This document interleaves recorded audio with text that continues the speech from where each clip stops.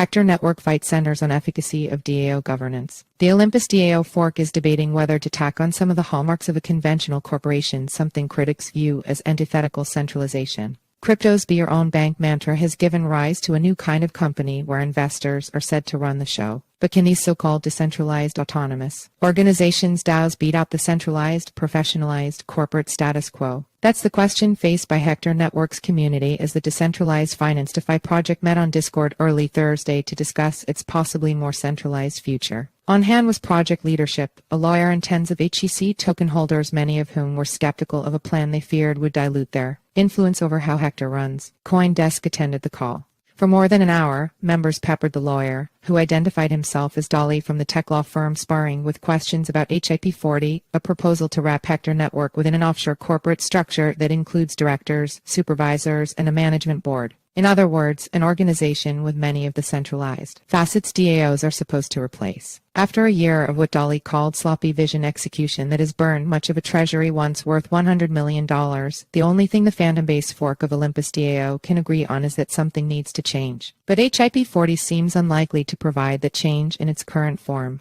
It is barreling to defeat by Saturday. Hector Network's governance dilemma is hardly unique. Across crypto, DAOs that once fashioned themselves as paragons of decentralization are running up against the hard reality that it's difficult to succeed in business without really trying to be a real business. Throw in uncertain legal prospects, ominous tax implications, and increasingly aggressive regulators, and their prospects grow still worse. Honestly, DAOs cannot be naive to think, hey, we will be just a group of people who are buying tokens and then try to run an organization with tens of millions in a treasury without any expertise.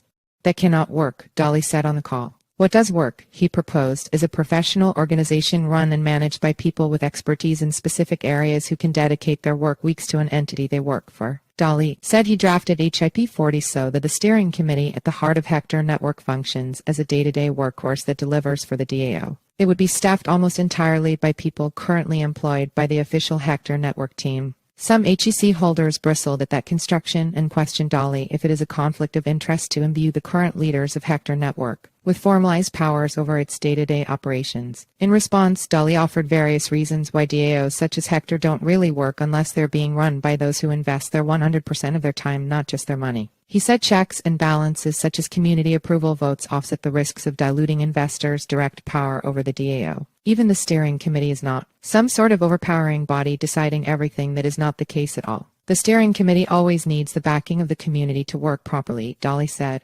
Idealism aside, there are very real and tangible reasons why Hector and likely all DAOs need some sort of legal wrapper, Dali said. Anything that involves the wider world forming third-party partnerships, hiring contractors, nimbly navigating lawsuits are all more feasible through formal organizational structure than through a DAO. We won't be able to penetrate the markets that Hector Network would like to if HIP-40 does not pass, Dali said, adding the DAO would work somehow. But why not take advantage of having a proper structure and to be a reliable partner to non-Web3 native companies?